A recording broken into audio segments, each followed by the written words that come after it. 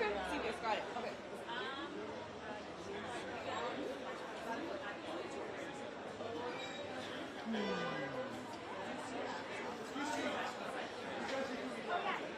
Are you going on now?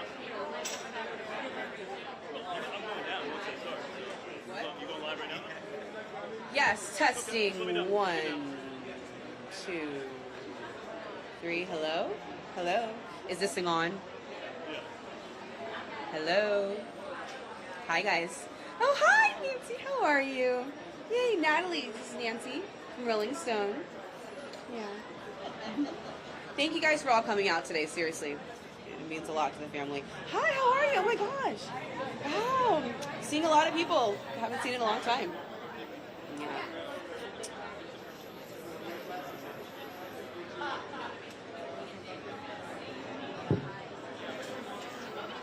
I want to, I think that's going to fall.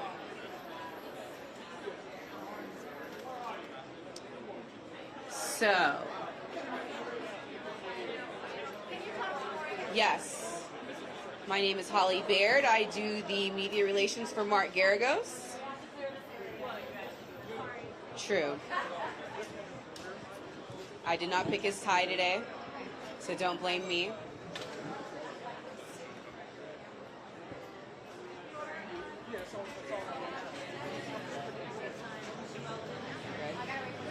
A little bit more.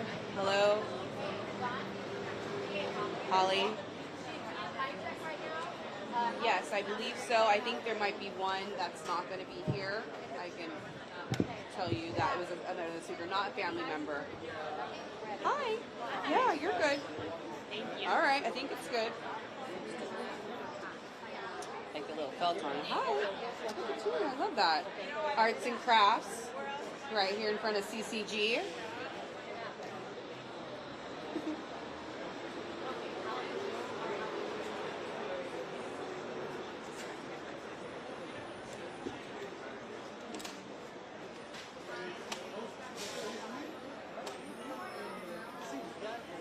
That's probably better, yeah. Does it stick, or you want to? That last little leg's gonna.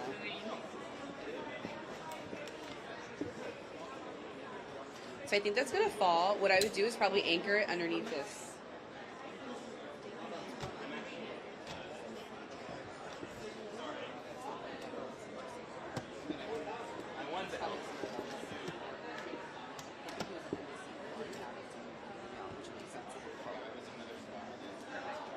You sure? All right. I want to tape that down. Yeah. He's over there, but he's manning the other stream. Yikes. I know, right? Hope there's not an earthquake. Are they gonna? Yeah, right. I know that's what I say. Like we're all dead.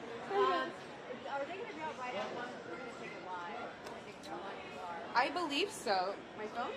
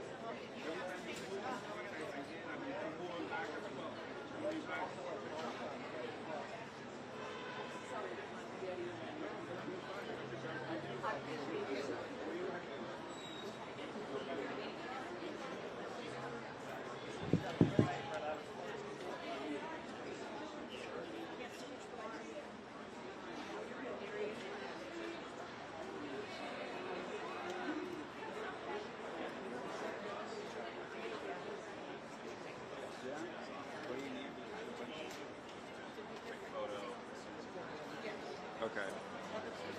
Do I need a close-up, or is this fine?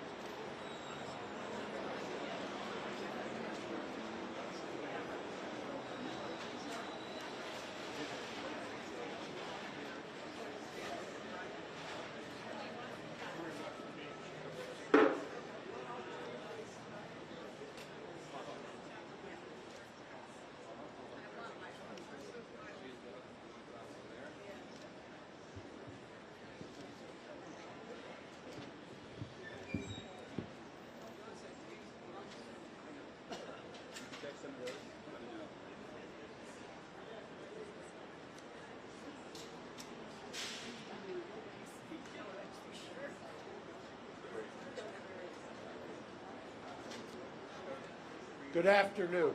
My name is Mark Garrigus. I, along with Cliff Gardner, represent Lyle and Eric Menendez. I also have here today Alex Kazarian, Satara Kasim is somewhere, and Gina Glamian, who have been working for the last 18 months in order to get a release for Lyle and Eric Menendez. A couple of weeks ago, and so that you understand the background of it, back in May, we filed a writ of habeas corpus. A judge in this courthouse, Judge William Ryan, issued what's called an informal request for a reply. That informal request for a reply was to ask the DA to respond to the allegations of new evidence. Part of the two prongs of new evidence were, number one, a letter that was found at Marta Cano's house that was a letter written by Eric fully 8 months before the killings to his cousin Andy. His cousin Andy testified at the trial. However, in the second trial was demeaned as making this up or was not true. This letter now shows or corroborates that Andy was telling the truth. The letter describes the abuse. The letter, I believe, was released, at least temporarily, by the DA's office, and anybody who wants it, we can release that as well. The other pillar of the writ of habeas corpus was a declaration by Roy Rosello. The declaration by Roy Rosello is incredibly important for a number of reasons. Number one, Roy Rosello, who was a member or a then member of the band Menudo, was and took great courage at Nuri's finding him and talking to him to sign a declaration that said that he too was assaulted by the father, and not only assaulted, but it happened at the house. The reason that's important is that it corroborates what was testified to in trial number one, that it corroborates the fact that the safe place that Jose thought he had was in the house. It corroborates what the family members said was the very uncomfortable rule in that house, that you could not go down the hallway if Jose was with one of the boys. That was the ground upon which he prayed. We have those two items. Now, there is a separate track. About 3 months ago, we sent a petition, and mind you, the DA's office, there's been those who have said, well, this is election nearing, blah, blah, blah. We filed this, and the DA has been, Mr. Gascon's office, has been engaged with us productively, strongly, for well over a year. Joan, who you will hear from in about 5 minutes, we actually, because of her young age, she turns 93 next month, we had what's a very rare thing done back in December, which is called a conditional examination. It's a deposition in a criminal case to preserve her testimony. She was there with her lawyer, Brian Friedman, who represents the family. And what we are also on a parallel track doing is asking, and have been asking, the DA to look at the work they have done and resentence them, to support the resentencing. Now, when I say the work they have done, Lyle and Eric have started, mind you, since 2005, up until the time that Judge Ryan issued the request for an informal reply, have had no hope of ever getting out. Since 2005, they had exhausted all legal remedies. They had resigned themselves to being in prison for the rest of their lives. You could take two tracks on that.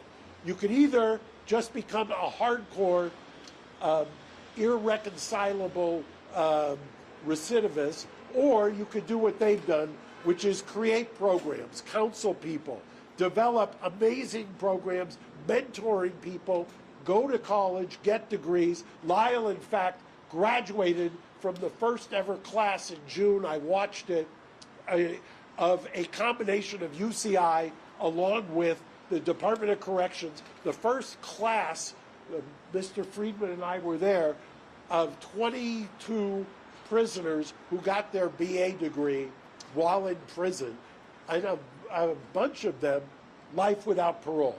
So there is an idea that there is redemption. There is an idea with their Green Space project of rehabilitation.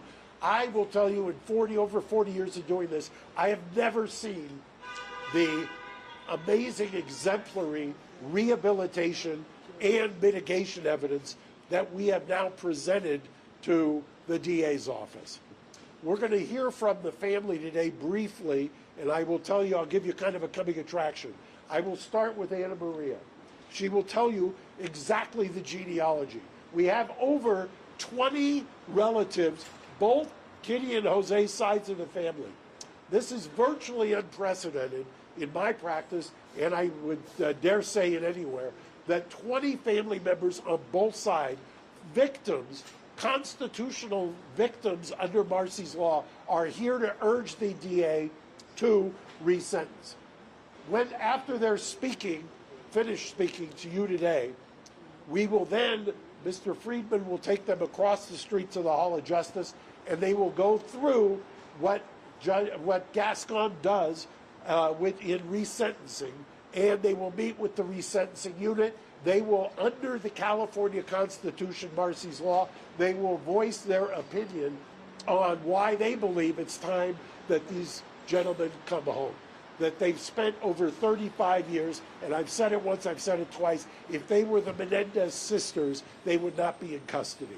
We have evolved, it's time, and without further ado, I'm going to introduce Anna Maria, who's going to come up and speak.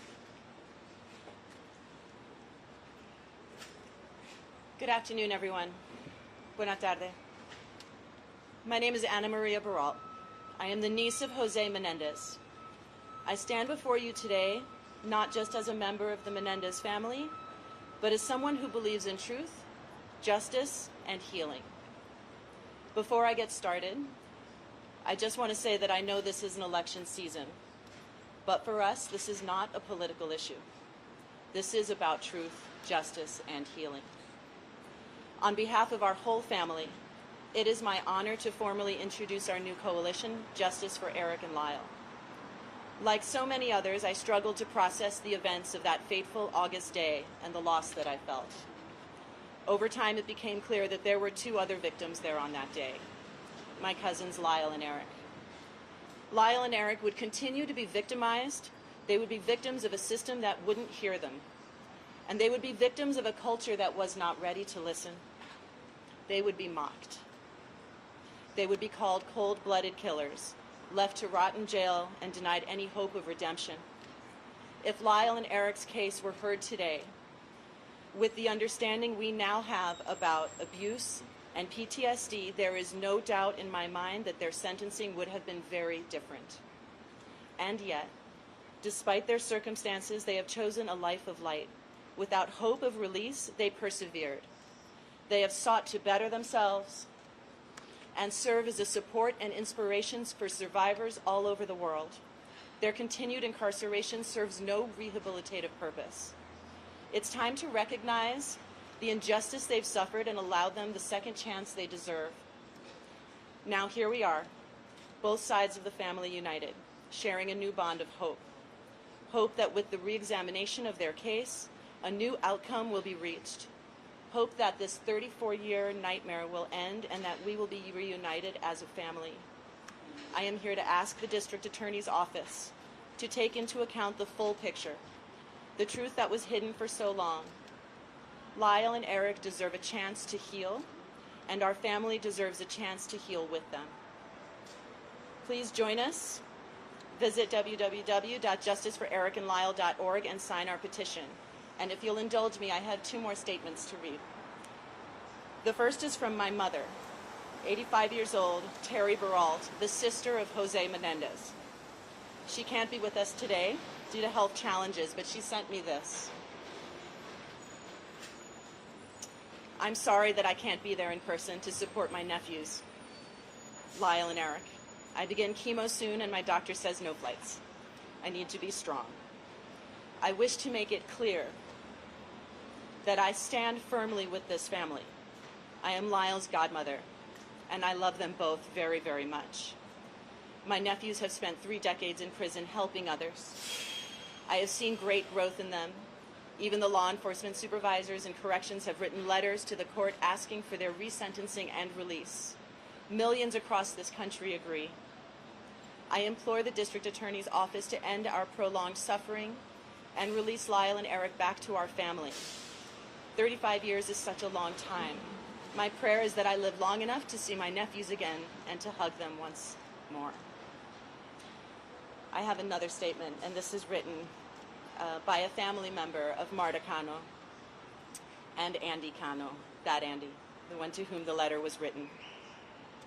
This is written by one of Marta's children.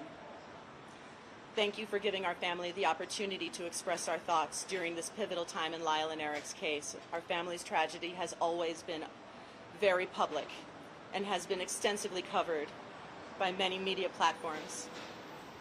Marta and Andy Cano would have wanted to speak today, but unfortunately they are both unable to do so. Marta is in memory care, but she spent decades supporting Lyle and Eric. Sadly, we lost Andy shortly before his 30th birthday, and we miss him every day. Both Marta and Andy deeply loved Lyle and Eric. They both believed in justice, but they also believed in second chances and forgiveness. It has been 35 years since this happened, and we feel enough penance has been paid. It is time for them to be released and for all of us to move on and continue healing as a family. Again, if you want to help, please join us at justiceforlyleanderic.org and sign our petition. With that, I'm going to be followed by several members of the Anderson family. First will be Alan Anderson. He's the nephew of Kitty Menendez. Kitty Menendez. And the second will be Karen, the niece of Kitty Menendez. But first, Joan Vandermillen, sister of Kitty Menendez. Please join us.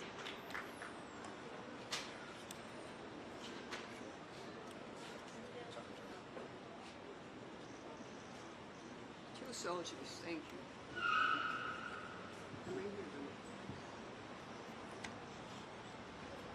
Not very much space for paper, is there? Do you want the glasses on? No, they're not even mine, but yes. Okay. They match the top. Okay.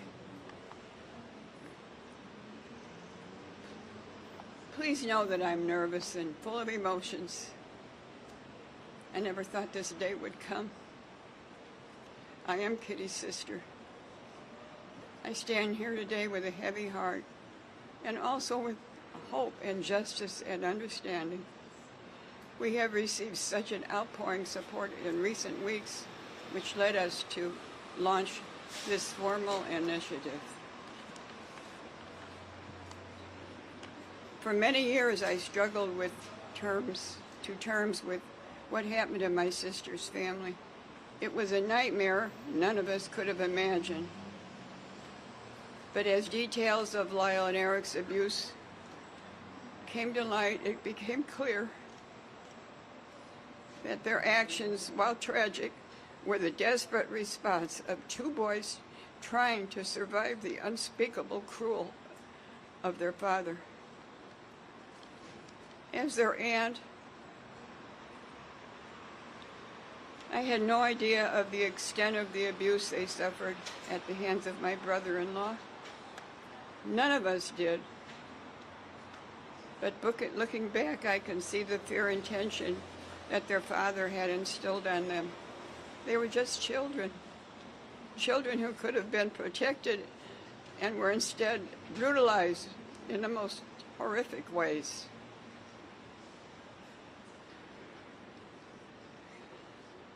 The truth is, Lyle and Eric were failed by the very people who should have protected them, by their parents, by the system, by society at large. When they stood trial, the whole world was ready to believe that the boys could be raped. Was not ready, not ready.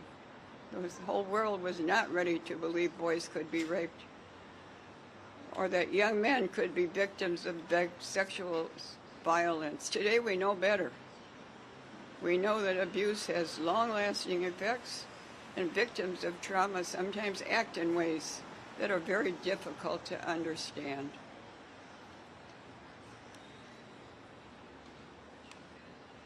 In the years since their conviction, society's understanding of sexual abuse and its psychological impact has grown significantly. We understand that a person doesn't need to fit a specific mold, whether it's gender or socioeconomic status, in order to experience abuse.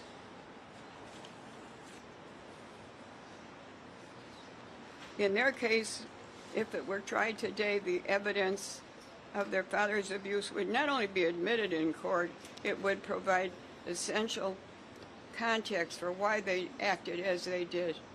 No jury today would issue such a harsh sentence without taking their trauma into account. Lyle and Eric have already paid a heavy price, discarded by a system that failed to recognize their pain. They have grown, they have changed, and they have become better men despite everything that they've been through. It's time to give them the opportunity to live the rest of their lives free from the shadow of their past.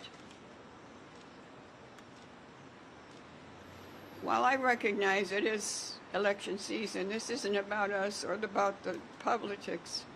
It's about finding the truth, delivering justice, creating space for healing. I want to thank everyone who has reached out to our family in recent days and weeks, asking how they can help. Today we have an answer. Please sign our petition at www.justiceforericandlyle.org and urge the district attorney's office, no matter who holds the DA position, to consider all the evidence, both old and new, and to bring together justice for the family. And thank you very much for listening to me. I'm sorry I'm so nervous, I can't help it.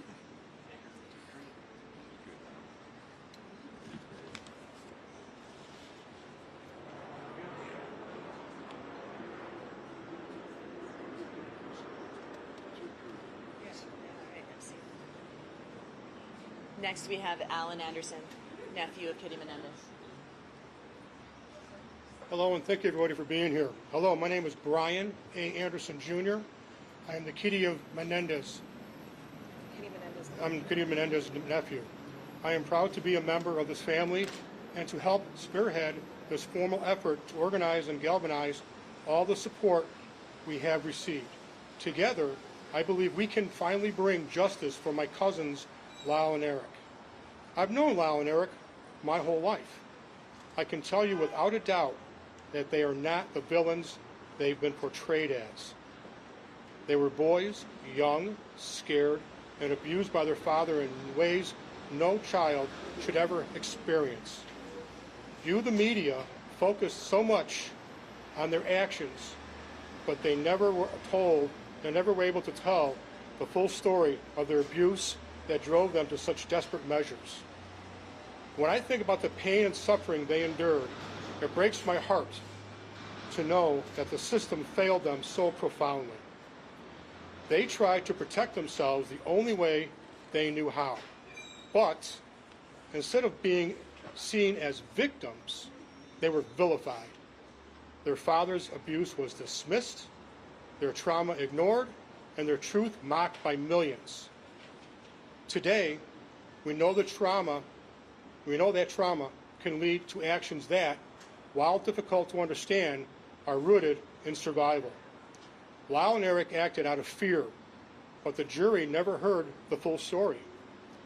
If their trial were held today, their father's abuse would be front and center in their defense, and I believe the outcome would be very different.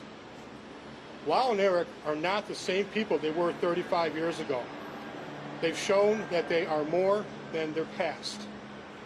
They are survivors and deserve a chance to rebuild their lives. They are no longer a threat to society. Please do not misconstrue this to be political. Justice should prevail and transcend politics. I am asking the district attorney's office, regardless of who the DA is or becomes, to reconsider their case with the knowledge we now have about their abuse. Lyle and Eric deserve a second chance to heal, a chance to be free, and to live the rest of their lives without the shadow of their past hanging over them. I firmly believe that if they were to come to my house, knock on my door, I would answer that door, I would welcome them in with huge hugs, my wife would make them a dinner, and I'd give them a pillow and a place to sleep. Thank you for being here today supporting Justice for Lyle and Eric. Please go to our website, learn the truth about their story, and sign our petition. Thank you.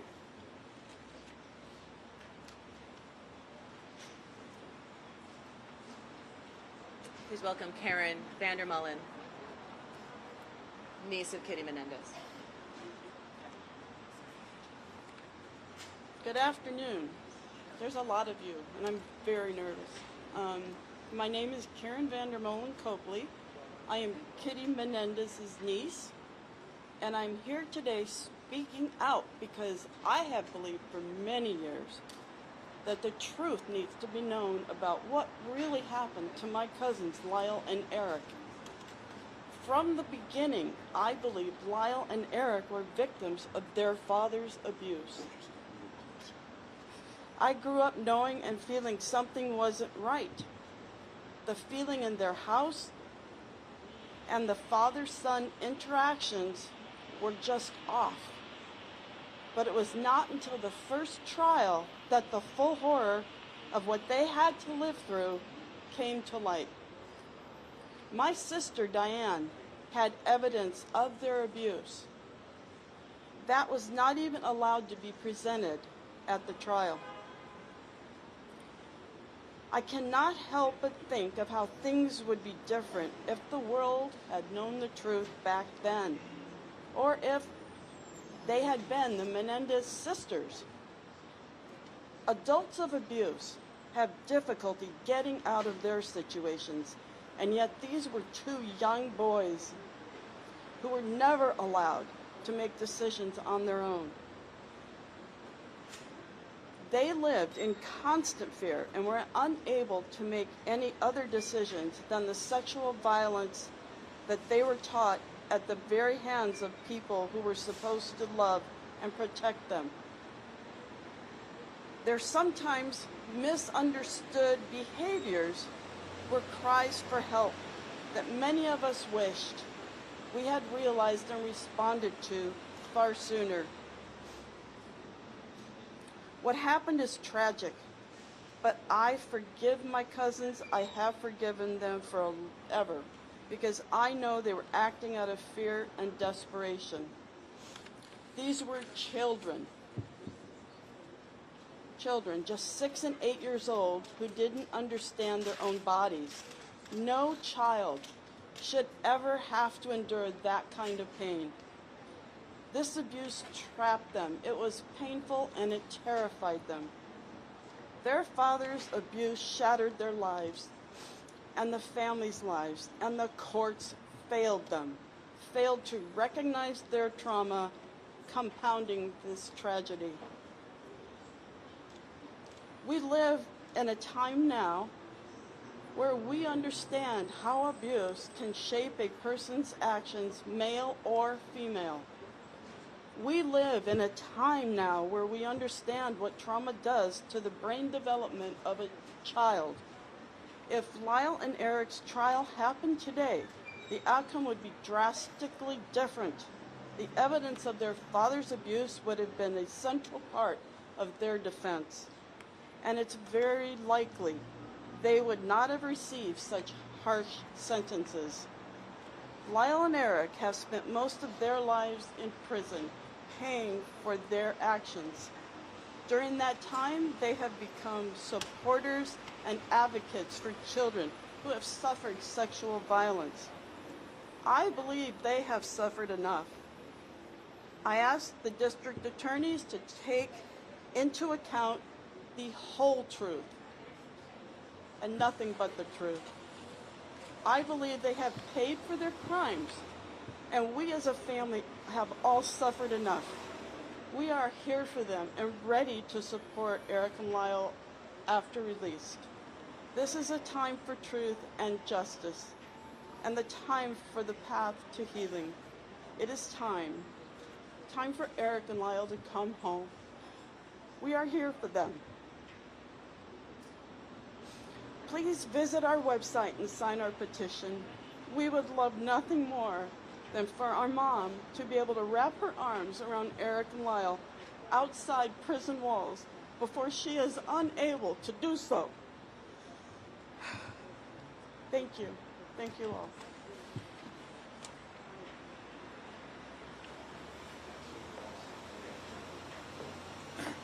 Hello, everyone.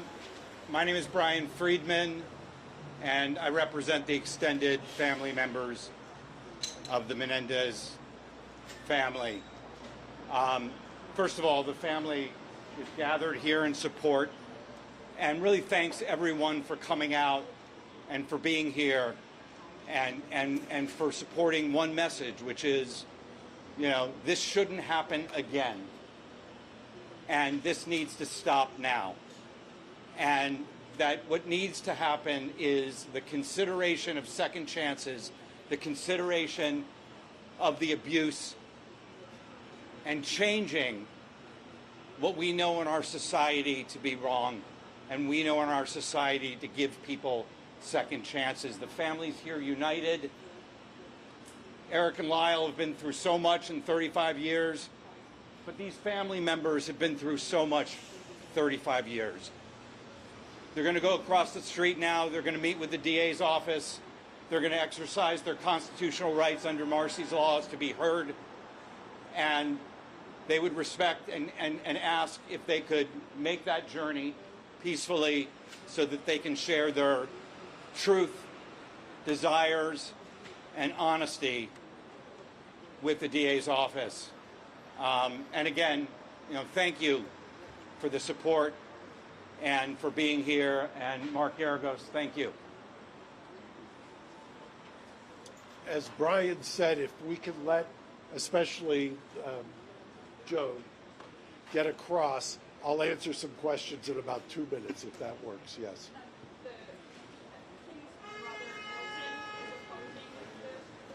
Yeah, I'll speak to that in just 1 minute. If you wait just 2 minutes, we have stuff to talk about there. Unless you want to say something about that.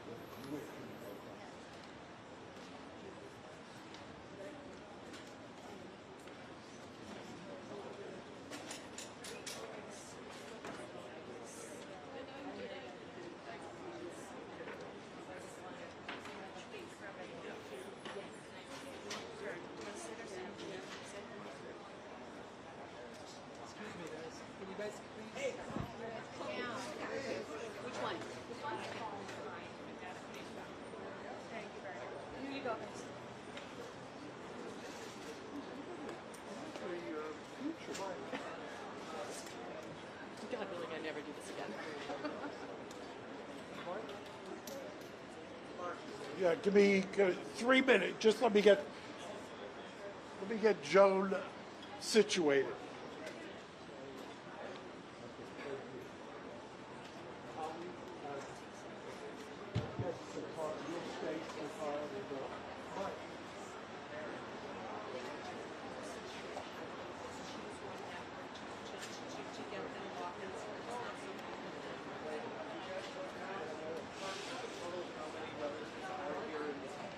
over 30.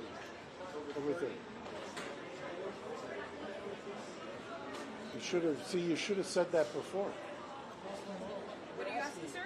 We'll get to it. We'll get to that.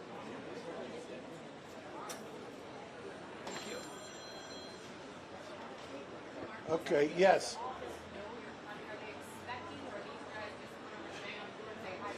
No, we taught, part of what Brian had referred to is under Marcy's law, the California Constitution requires that victims get a say. So what we did is the DA's office, when they heard that we were doing the press conference, extended the invitation for the family to come over and hear about Marcy's law, to hear about exactly what their feelings are. I will tell you, and I said it before, that the DA's office from 18 months ago has taken this very seriously. And I say that because there are times, whether it's high profile, low profile, that I don't get the feeling that we're being heard. I get the feeling here that we have been being heard. I get the feeling that there is genuine, I think the DA has mentioned in his remarks that there is a division in the office. I understand that. I mean, I get that. But I don't think that there should be any division when you've got a united front of this many family members. And I know somebody had asked me about one of the family members. I would just say I don't want to cast aspersions on anyone. All I will say is think about your own family. Do you think you could get almost unanimous support out of your own family and extended relatives for anything you do? So I'll leave it at that. Mark, has Castro paid public attention to the story? Pretty public attention to the story takes in part to the documentaries, Ryan Murphy series, public support from people like Kardashian and Chris McDonald. How do you think this will all impact around there? Well, I think interestingly, and I don't know how you measure something like this, but I have been, obviously I was practicing when this trial took place. I remember in 1994 representing a woman in Pomona, and we used the battered woman syndrome, and she got a voluntary manslaughter, she got probation.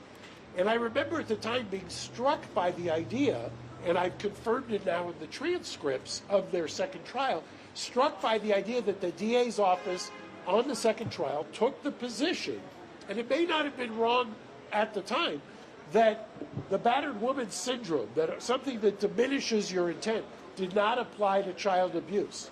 And that was on the record, and that's what the judge ruled.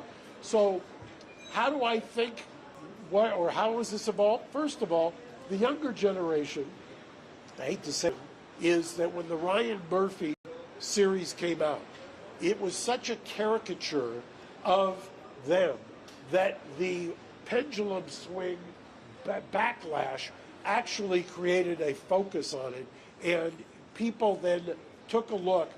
I know that I've seen some of those videos of the first trial that was televised where the DA's office was taking the position that men could not be raped, they don't have the equipment. And you've seen all kinds of arguments along those lines. That is unfathomable in today's age to people who weren't alive back then. So I think that evolution has been, frankly, seismic. What do Lyle and Eric think about this renewed attention in the case? I think one of the reasons that we mentioned early on and that the family has said it, they had absolutely no hope after 05.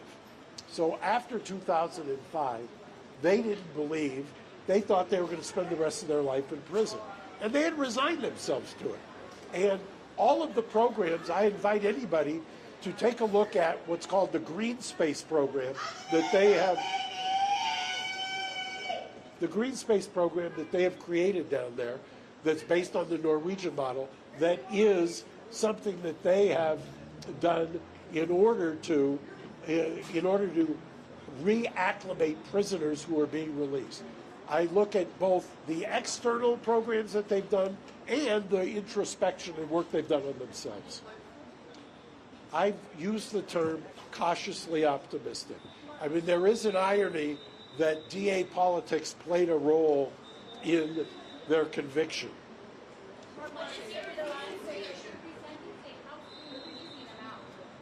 Well, look, I've said it before, and Joan, who you saw, her birthday is November, I want to say the 26th. She turns 93. Nothing she'd like more than to have them home for Thanksgiving. Mark, what do you say to those who say that they acted out of greed and there's evidence that this happened after they were there? That's what the question was. What do you say to the people who say they acted out of greed? I have two responses to that. Number one, that's why the letter that predates the killing from Eric to Andy is so important. Number one, it corroborates that it was happening before. Number two, people forget this, probably before you were born. They went to the grand jury. The DA's office went to the grand jury on the financial motive theory. The grand jury, which will indict anybody on anything, the grand jury rejected that theory. So that is another one of the urban legends. Thank you. Thank you.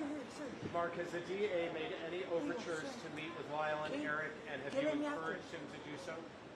Well, I don't think that the protocol in the DA's office is anything but what we're doing today. The protocol today is that you meet with the resentencing unit, you get informed of Marcy's law, and you go from there.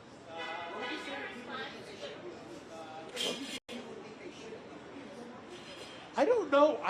I will tell you, I've represented, excuse me for 1 second. Okay. So I don't know that they're, other than one-offs, and there's always going to be one-offs. I mean, it's the criminal justice system. It was a polarizing case. Remember, part of what happened was, back in the 90s, they became a caricature. They were parodied on Saturday Night Live. I would venture to say that would not happen today. So, it's America. There's people with diverse opinions. I just would reiterate, there were two juries in trial number one, back in the 90s. Two juries, one for Eric, one for Lyle. 24 jurors who deliberated. Half of them voted not guilty on murder. Half. Mark, you need to talk with Edgardo Diaz, manager de Menudo. You need to recollect for this process. Or another Menudo talked with you. Well, I've said before that the Menudo Declaration by Roy Rosello is important. But you combine it with, by the way, that is so that you can separate the mental gymnastics. Part of this is to overturn the conviction. The other part is that I think is unassailable, even to your question, to anybody who says, well, they shouldn't get out. The law in California is crystal clear. Resentencing, they qualify under the resentencing laws on every single factor. It's almost, I hate to say that anything's a slam dunk in the criminal law, but under the resentencing laws in California, they clearly qualify. We filed originally for the conviction to be overturned. That's what a writ of habeas corpus is. The other component of this is a resentencing, so it's two tracks. You can pause the habeas while you consider the resentencing. So it's walking and chewing gum at the same time. What? If the habeas would be granted, you would get a new trial. If they are resentenced, the judge under California law has the ability to recall the sentence and sentence them to a wide range of options. But it's not because resentencing is what I understand. If he feels, they've been rehabilitated, they're no longer a threat to society, they paid their debt to society, they would qualify for resentencing. Correct. And in fact, I will also tell you, and we may release it tomorrow, part of the mitigation package that we presented to the DA are letters from correctional officers, high-ranking correctional officers, who attest to the phenomenal rehabilitation. We have a number of correctional officers who have actually said if released, they should be released, and that they would welcome them as neighbors in their neighborhood. I'm going to take I'm going to take 2 more questions because I want to get over there to meet with the DA as well. What?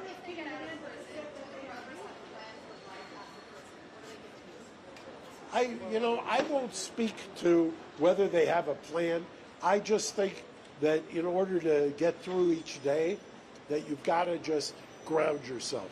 It's a long road from life without for almost 17 years to being hopeful. So that's I kind of want. One last question.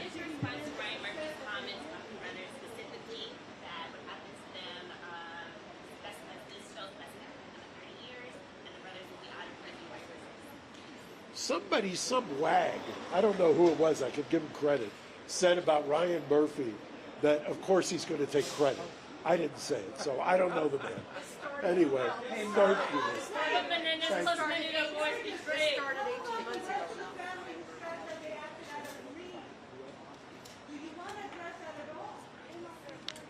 All right, you guys, thank you. If you have any other questions, you can email me at holly_baird@garagos.com. Just to confirm, Mark said there were over 30 relatives here Yes. today? Yes. Thank you. And we will be sending out a press release along with a link to the press conference as well, and it will be in Spanish. Correct, yes. Holly, there's those sentencing. When the family goes next door, that is not a Text me if I public remember that. consumption. Once I say it again? When the family's next door parking the sentencing unit, that is not a public consumption. Correct. We have no fees of that. Correct. Holly_Baird@garagos.com. Hi, how are you, sweetie?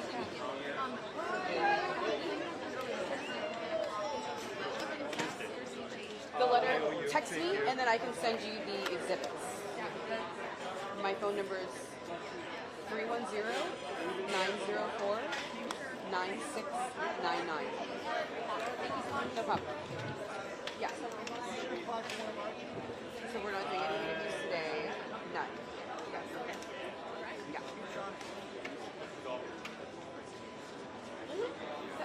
I did from, yeah. Okay, I'll text you right now. Okay, no problem. All right, we'll be in touch. Yes, please.